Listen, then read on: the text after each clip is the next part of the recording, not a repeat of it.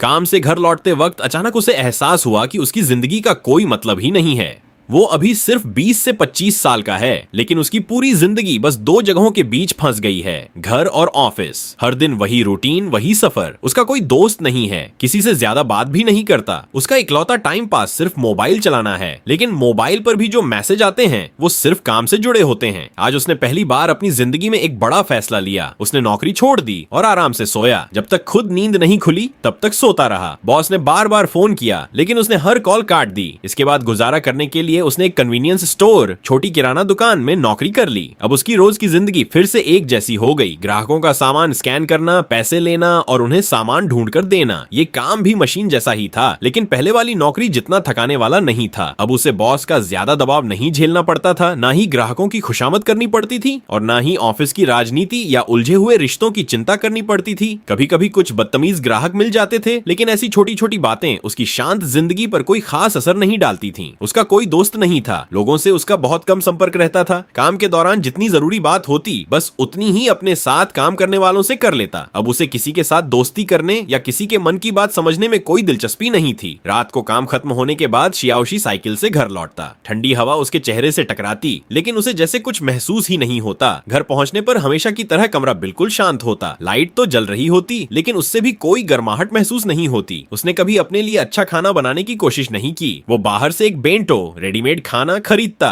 उसे माइक्रोवेव में गर्म करता और बस खा लेता। जैसे ही उसने खाना शुरू किया तभी उसका फोन बज गया। इतनी रात को कौन फोन कर सकता है? उसका तो कोई दोस्त भी नहीं है, इसलिए फोन सिर्फ उसकी माँ का था। माँ ने फोन पर उसकी चिंता करते हुए पूछा कि रोज रोज बाहर घूमकर ग्राहकों से मिलना बहुत थकाने वाला तो नहीं है? लेकिन शियाओशी ने उन्हें सच नहीं बताया। माँ ने कहा कि अपना ध्यान रखना और ज्यादा आराम करना। उन्होंने ये भी बताया कि उन्होंने उसके लिए ताजी सब्जियां भेजी हैं, लेकिन उन्हें ये नहीं पता था कि उनके बेटे ने बहुत समय से ढंग का घर का खाना ही नहीं खाया। कॉलेज से नौकरी मिलने की खुशी में उसने जो महंगा मेकअप और अच्छी चीजें खरीदी थीं, वो अब अलमारी में धूल खा रही थीं। एक इंसान की रात हमेशा बहुत अकेली होती है। माँ से बात खत्म होने के बाद उसने ना कमरा साफ किया और ना ही बाहर टहलने गया। वो बस बिस्तर पर बैठकर स्नैक्स खाता रहा और खाली नजरों से छत को देखता रहा। उसके दिमाग में कुछ भी नहीं चल रहा था। उसकी जिंदगी पूरी तरह बेरंग हो चुकी थी। वो सड़क किनारे पड़े उस सूखे पत्ते की तरह था जिस पर किसी की नजर नहीं पड़ती। वो कहीं भी उड़ जाए, किसी को कोई फर्क नहीं पड़ता। लेकिन शियाओशी के साथ काम करने वाला एक लड़का बिल्कुल अलग था। वो अभी अभी कॉलेज से निकला था। उसकी एक गर्लफ्रेंड थी जिससे उसका रिश्ता बहुत अच्छा था। उसकी आंखों में हमेशा उम्मीद और चमक दिखाई देती थी। ये वही चमक होती है जो समाज में नया कदम रखने वाले लगभग हर नौजवान की आंखों में होती है। लेकिन जिंदगी की मार खाने के बाद ज्यादातर लोग उस एहसास को हमेशा के लिए खो देते हैं। उस लड़के ने कन्वीनियंस स्टोर में नौकरी सिर्फ अनुभव लेने के लिए की थी, ताकि आगे चलकर उसे और अच्छी नौकरी मिल सके। एक दिन उसकी गर्लफ्रेंड के साथ डेट थी, इसलिए स्टोर मैनेजर ने उसकी नाइट शिफ्ट शियाओशी को दे दी। मैनेजर बोला कि स्टाफ कम है, क्या तुम उसकी शिफ्ट कर लोगे? शियाओशी ने बिना कुछ सोचे हाँ कर दी। उसे मना करना आता ही नहीं था। वैसे भी घर जाकर उसे कौन सा किसी का इंतजार करना था। वहाँ तो सिर्फ एक खाली कमरा और अकेलापन उसका इंतजार करता था, इसलिए वो स्टोर में रुक गया। उस रात उसकी ड्यूटी एक महिला सहकर्मी के साथ थी। रात में स्टोर पर ज्यादा ग्राहक नहीं आते थे, इसलिए दोनों के बीच थोड़ी अजीब सी खामोशी थी। शायद माहौल बहुत शांत था, इसलिए महिला सहकर्मी ने खुद ही उससे बात शुरू की। वो अपनी जिंदगी की लगभग हर बात उससे शेयर कर रही थी। उसने बताया कि उसका हाल ही में एक बॉयफ्रेंड बना है, लेकिन शियाओशी सिर्फ छोटे छोटे जवाब देता रहा। अगर सामने वाला पहले बात ना करे तो शायद वो पूरे दिन एक शब्द भी ना बोले। वो कभी किसी के सामने अपना दिल नहीं खोलता था और ना ही किसी को अपनी दुनिया में आने देता था। एक दिन उसके घर का पर्दा लगाने वाली रॉड टूट गई, लेकिन उसने किसी से मदद नहीं मांगी। वो खुद नई रॉड खरीद लाई और उसे लगाने की कोशिश करने लगी। लेकिन जैसे ही उसने इंस्ट्रक्शन मैनुअल देखा, वो पूरी तरह उलझ गई। उसे समझ ही नहीं आया कि कौन सा पार्ट पहले लगाना है। कई बार कोशिश करने के बाद उसने हार मान ली और टूटी हुई पर्दे की रॉड वैसे ही लटकी रहने दी, बिल्कुल उसकी जिंदगी की तरह। उसे लगा जैसा चल रहा है वैसे ही ठीक है। इस तरह उसकी हर नई सुबह पिछले दिन की परछाई बन गई। कुछ दिन बाद फिर बुधवार आ गया। वो लड़का फिर अपनी गर्लफ्रेंड के साथ डेट पर जाने वाला था। स्टोर मैनेजर फिर शियाओशी के पास आया। उसने पूछा कि क्या वो एक बार फिर उसकी शिफ्ट कर सकती है। स्टाफ कम है, इसलिए मदद चाहिए। शियाओशी ने इस बार भी मना नहीं किया। ऊपर से देखने पर वो बहुत सीधी और आसानी से मान जाने वाली लड़की लगती थी, लेकिन उसके अंदर कुछ ऐसे खालीपन थे जिन्हें कोई नहीं देख पाता था। उसे खुद भी नहीं पता था कि वो जिंदगी में आखिर करना क्या चाहती है। उसकी जिंदगी में ऐसा कोई लड़का भी नहीं था जिसके लिए वो दिल से कुछ महसूस करे। जो लोग बहुत लंबे समय तक अकेले रहते हैं, वो धीरे धीरे खुद को दुनिया से अलग करना सीख जाते हैं। लेकिन उसे एक बात हमेशा हैरान करती थी, उसके आसपास जितने भी लोग थे, सब अपनी अपनी जिंदगी पूरी मेहनत से जी रहे थे। वो लड़का ऐसा था। उसकी दूसरी महिला सहकर्मी भी बिल्कुल ऐसी ही थी। एक दिन बातों बातों में उसने बताया कि उसका सपना विदेश घूमने का है, दुनिया को अपनी आंखों से देखना चाहती है। इसी सपने को पूरा करने के लिए वो एक साथ कई नौकरियां करती थी। रात में कन्वीनियंस स्टोर में काम करती और दिन में दूसरी नौकरी। हर दिन बहुत थक जाती थी, लेकिन उसके दिल में एक उम्मीद थी। उसे लगता था कि इतनी मेहनत एक दिन जरूर रंग लाएगी। उसकी बातें सुनकर शियाओशी ने सोचा, वाह कितना कमाल है, मेरे पास तो कभी ऐसा कोई सपना या लक्ष्य था ही नहीं। मैं तो बस हर सुबह उठता हूँ, काम पर जाता हूँ और फिर बस ऐसे ही दिन काट देता हूँ। बाद में वही महिला सहकर्मी नाइट क्लास भी जाती थी। वो जिंदगी को पूरे जोश के साथ जीती थी। जब भी अपने सपनों की बात करती, उसके चेहरे पर अलग ही चमक आ जाती। एक दिन सभी लोग साथ में डिनर करने गए। वहां कोई अपने भविष्य की बातें कर रहा था, कोई अपनी मौजूदा जिंदगी के बारे में बता रहा था, कोई रोजमर्रा की छोटी छोटी बातें शेयर कर रहा था, तो कोई अपने दिल की बातें खुलकर कह रहा था। लेकिन शियाओशी पूरे समय एक कोने में चुपचाप बैठा रहा। उसके हाथ में सिर्फ एक बियर का गिलास था। जब पार्टी खत्म हुई, वो इतना ज्यादा नशे में था कि ठीक से चल भी नहीं पा रहा था। आखिर में उसे अपनी महिला सहकर्मी के कंधे का सहारा लेकर बाहर जाना पड़ा। वो पूरी तरह बेहोश हो चुकी थी। उसकी हालत देखकर बॉस ने एक लड़के से कहा कि उसे सुरक्षित घर छोड़ आए। अगले दिन जब धूप कमरे में आई तो शियाओशी की नींद खुली। ऑफिस पहुंचते ही वो शर्माते हुए उस लड़के से पूछने लगी कि क्या कल रात उसे घर छोड़ने में परेशानी हुई थी। लड़का बस हंसकर मजाक करने लगा, जिससे शियाओशी और भी ज्यादा शर्म से लाल हो गई। लेकिन कुछ दिनों बाद एक घटना ने उसके अंदर छिपी हिम्मत सबके सामने ला दी। काम से लौटते समय उसने देखा कि कुछ लड़के उस लड़के के अस्पताल में भर्ती भाई का मजाक उड़ा रहे हैं। लड़का गुस्से में उनसे लड़ने ही वाला था। तभी शियाओशी ने अपने हाथ का गर्म खाना फेंक दिया और उसे वहां से लेकर भाग गई। वो साइकिल चलाकर उसे रात के सुनसान रास्ते से ले गई। ठंडी हवा और शांत नदी पहले जैसी ही थी, लेकिन उसके दिल में पहली बार किसी के लिए हल्की सी हलचल पैदा हुई। कुछ समय बाद काम से लौटते वक्त उसकी मुलाकात अपने पुराने स्कूल के दोस्त दायों से हुई।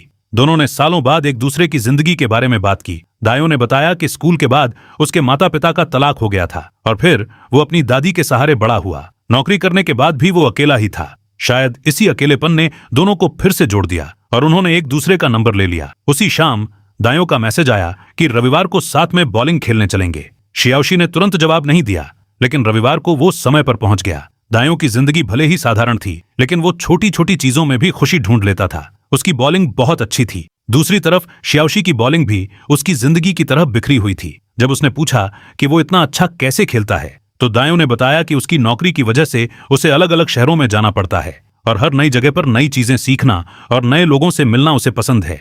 उसने मुस्कुराते हुए कहा कि इतने साल बाद अपने सबसे अच्छे स्कूल वाले दोस्त से मिलना उसके लिए किसी किस्मत से कम नहीं है। ये बात सुनकर शियाओशी को पहली बार लगा कि वो किसी के लिए सच में मायने रखता है। शायद दोस्त के इसी भरोसे की वजह से उसकी अगली बॉल सीधे जाकर कई पिन गिरा देती है। उस पल दोनों फिर से अपने स्कूल के दिनों की तरह हंसने लगे।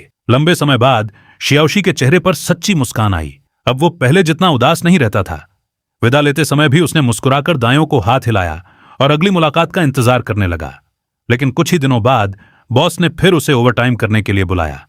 इस बार उसने मुंह पर तो मना नहीं किया, लेकिन काम खत्म होते ही सीधा दायों के पास चला गया।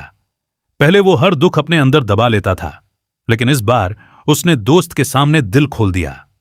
बियर पीते हुए उसने बदतमीज ग्राहकों, परेशान करने वाले सहकर्मियों और हमेशा दबाव बनाने वाले बॉस की सारी शिकायतें एक एक करके बता दी।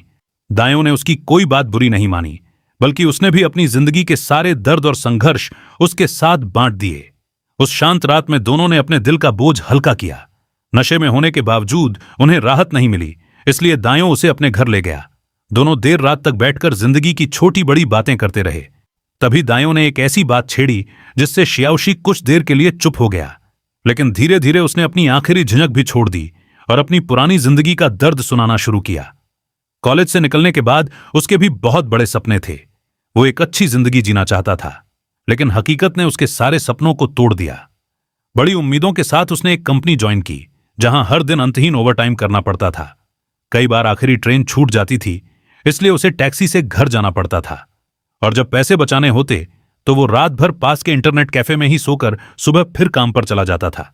इतनी मेहनत करने के बावजूद भी उसे अपने बॉस से कभी तारीफ नहीं मिली। उल्टा उसे हर दिन डांट ही सुननी पड़ती थी। ऐसी जिंदगी उसके लिए किसी सजा से कम नहीं थी। आज भी जब वो उन दिनों को याद करता है तो उसकी आंखें नम हो जाती हैं। फिर एक दिन बिल्कुल आम सी सुबह उसका मन पूरी तरह टूट गया। वो काम पर नहीं गया, खुद को कमरे में बंद कर लिया और दुनिया से रिश्ता ही तोड़ लिया। उसी दिन से उसने अपने दिल के दरवाजे भी बंद कर लिए। वो सूखे पत्ते की तरह हो गया था, जिसे हवा जहाँ चाहे उड़ा ले जाए, उसे कोई फर्क नहीं पड़ता था। तभी दाइयों ने उसे अपने गले लगा लिया। उस एक गर्मजोशी भरे गले मिलने ने ने उसके दिल में जमा अंधेरा धीरे धीरे मिटाना शुरू कर दिया। शराब और आंसुओं के साथ उसने अपने दिल का सारा दर्द पहली बार किसी के सामने निकाल दिया। इतने सालों बाद उस रात शियाओशी चैन की नींद सो पाया। दाइयों ने उसे अपने घर में सुलाया। ये पहली बार था जब उसने किसी दोस्त के घर रात बिताई थी। उसे ऐसा लग रहा था जैसे वो अपने ही घर वापस आ गया हो, जहाँ सिर्फ सुकून था। अगली सुबह जब धूप कमरे में आई तो उसकी आंख खुली। नीचे जाकर उसने देखा कि दाइयों का पूरा परिवार उसके लिए गर्मा गर्म और स्वादिष्ट नाश्ता बनाकर उसका इंतजार कर रहा था। शायद वो उसकी जिंदगी का सबसे स्वादिष्ट नाश्ता था। सब लोग एक असली परिवार की तरह साथ बैठकर खाना खा रहे थे और हंसते बोलते घर की बातें कर रहे थे। पिछली रात दोस्त के साथ बिताए पल ने उसके दिल को सुकून दिया था और आज इस परिवार के प्यार ने उसके टूटे हुए मन को थोड़ा थोड़ा भरना शुरू कर दिया। आखिरकार उसने फैसला कर लिया कि अब वो अपनी जिंदगी नए सिरे से शुरू करेगा। जो पुल कभी उसके लिए हर चीज से भागने का रास्ता था, वही अब उसकी नई जिंदगी की शुरुआत बन गया। उसने अपना फोन निकाला और कई महीनों बाद अपनी माँ को कॉल किया। उसने उन्हें सच सच बता दिया कि पिछले 6 महीनों से वो कितना परेशान था। उसे लगा था कि माँ उसे डांटेंगी, लेकिन माँ ने सिर्फ इतना कहा, कोई बात नहीं बेटा, तुम्हारी जिंदगी अभी बहुत लंबी है। माँ की ये बात सुनकर उसका दिल भर आया। उसके सीने पर रखा सालों का बोझ जैसे एक पल में उतर गया।